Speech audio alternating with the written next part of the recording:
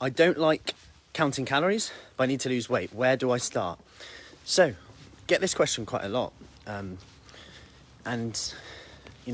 we know that let's not avoid the part that calories are king when it comes to fat loss. But there's lots of other variables that, when neglected, it can become very, very confusing and hard when you see a calorie amount and calories on everything, and you think you have to cut this, cut that, etc. Now, where would you start? Where do I start? Now, of course, this does depend on where you're at. Good morning, Pauline. This does depend on where you're at, what your eating habits like, relationship with food are like. But I always say one thing to do first is just to look at what you can add in. So what can you add into your nutrition? What can you add into your nutrition that will act as a way to keep you more satisfied, keep you more full up, without really having to think about food? And, I could go into snacking, but I'm not going to really touch on that too much today. But let's say you write down your food for a few days, and, this is generally if someone didn't want to count calories or anything like that.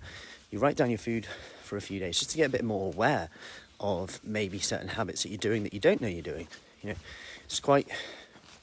We sometimes think we know what we're doing, but sometimes if you just write down what you eat, sometimes you're like, oh, do I put that down? The little, and I'm the same, the little finish of the kids' dinner.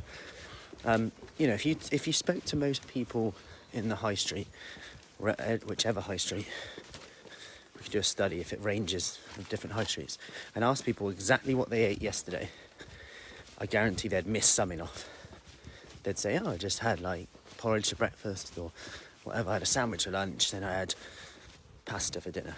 And you might go, oh, what about, did you go for a coffee? Oh yeah, I did buy a bar, then I had a bar. Oh, then I had a handful of crisps and nuts. We almost always need prompts to remember what we've eaten.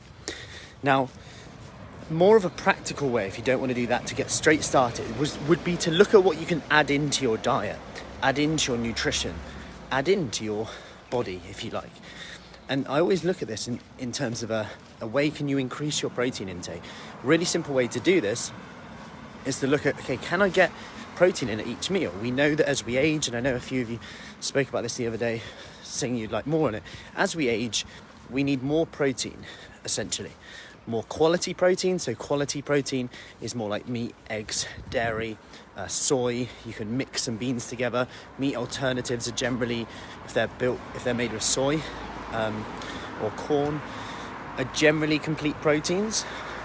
Whereas beans, legumes, things like that are more incomplete proteins.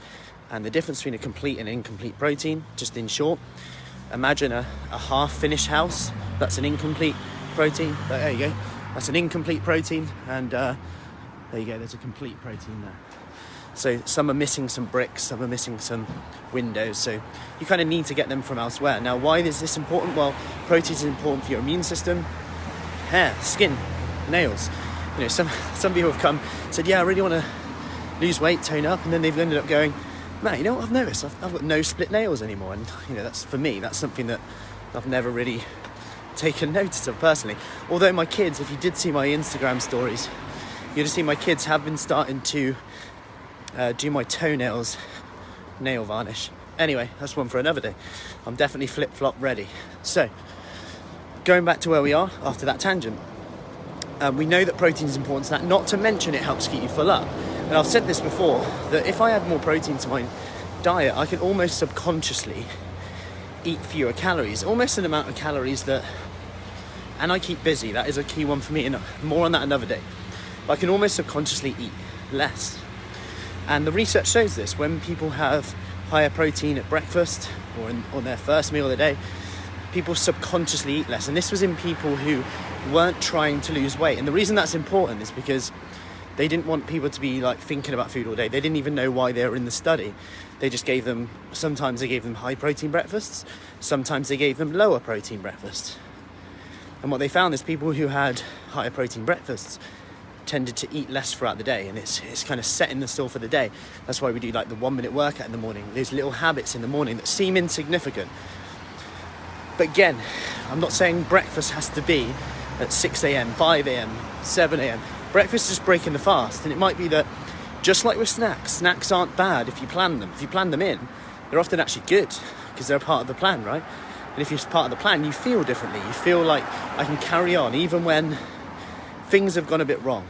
And that's the difference. That's the difference. Not going, I've not been perfect. I've not been on this plan, even though I didn't even have a plan. And going back to this whole thing, just to wrap up, this is probably the most important point, is that if you're looking at, if you say you track your food for a few days or write it down for a few days, you've got to consider how consistent you are with that amount. What I mean by that is weekdays, sometimes we're great. Weekends, we can go completely off. So can we actually go potentially a little bit higher during the week as well? We can maybe eat a little bit more in the week, be a bit more flexible and just be average across the weekend so it doesn't lead to a binge over the weekend. Or you can actually balance it out but plan it. So eat a little bit less during the week when maybe you're busier, when you haven't got as many social events on, but just plan your weekends a little bit better. Okay, which social events I'm really going to enjoy? Which ones am I going to maybe make a better choice? And if you need help with making better choices, comment with eating out guide below, and I'll send over my eating out guide, which just has all like mainstream restaurants and then like Chinese, Indian, etc. And it just gives you a few different bits of information about the choices, etc. and what may be a better choice. Because that's what it's about, making better choices, whether it's 1% better, that's it. Just keep going, because what's the rush when you really think about it? Because the problem is, when we're in a rush, we give up and we actually go backwards.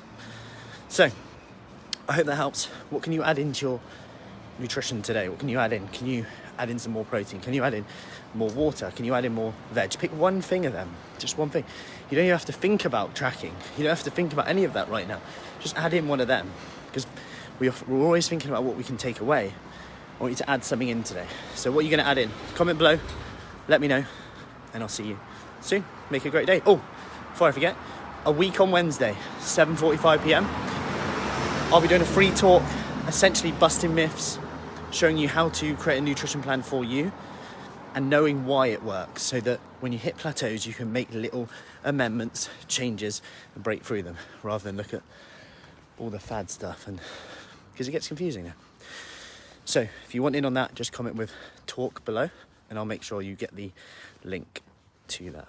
And I'll see you soon. Take care.